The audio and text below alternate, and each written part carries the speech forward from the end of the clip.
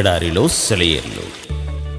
July 22వ తేదీ కొరకు వ్రాయబడిన ఈ భాగాన్ని మీకు చదివి వినిపిస్తున్నది సహోదరుడు పాల్ సుందరం.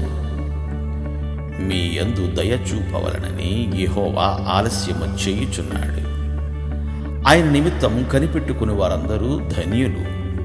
యెషయా గ్రంథము 30వ అధ్యాయము 18వ వచనం. దేవుని కోసం కనిపెట్టి చూడడం గురించే మనం ఎప్పుడూ ఆలోచిస్తూ ఉంటాం.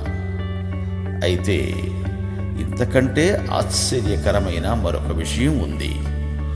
దేవుడు మన కొరకు కనిపెడుతూ ఉండడం, ఆయన మన గురించి ఎదురు చూడడం, మనం ఆయన కోసం ఎదురు చూడడం ఓ నూతనమైన నిశ్చయాన్ని, ఉత్సాహాన్ని ఇస్తుంది.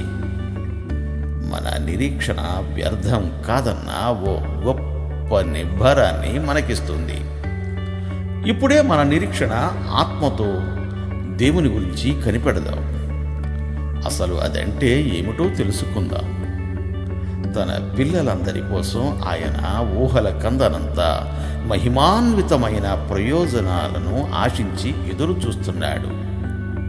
నువ్వు అనవచ్చు, ఆయన నాపై దయ చూపాలని నా కోసం చూస్తున్నాడు.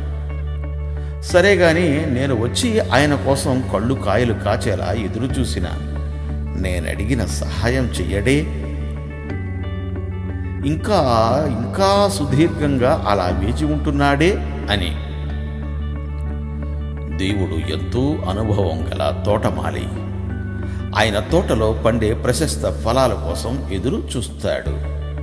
వాటి కోసం చాలా కాలం కనిపెడతాడు. కాయలు పండ్లు అయ్యేదాకా వాటిని కోయడు.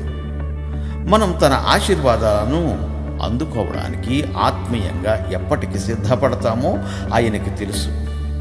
ఆ ఆశీర్వాదాలు ఎప్పుడు మనం దక్కించుకుంటే అవి మనకు శ్రేయస్కరంగా ఉంటాయో ఆయనకు తెలుసు.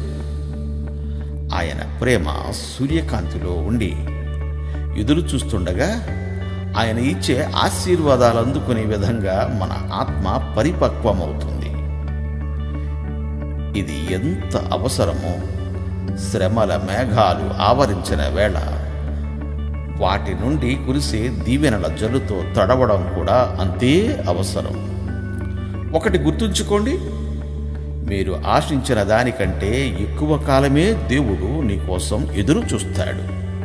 మీ దీవెనలు రెండింతలు అయ్యేందుకే ఎదురు చూస్తాడు. దేవుడు కాలం సంపూర్ణమయ్యేదాకా దాదాపు 4000 సంవత్సరాలు ఎదురు చూసి అప్పుడు తన కుమారుణ్ణి ఈ లోకానికి పంపాడు. ఆయన మనకు సహాయం చేయడం కోసం వెగిరపడతాడు. సమయాన్ని మించి ఒక్క గడియ కూడా ఆయన ఆలస్యం చేయడు. దేవుడు మిమ్ము దీవించుగాక. ఆమెన్. ఆమెన్.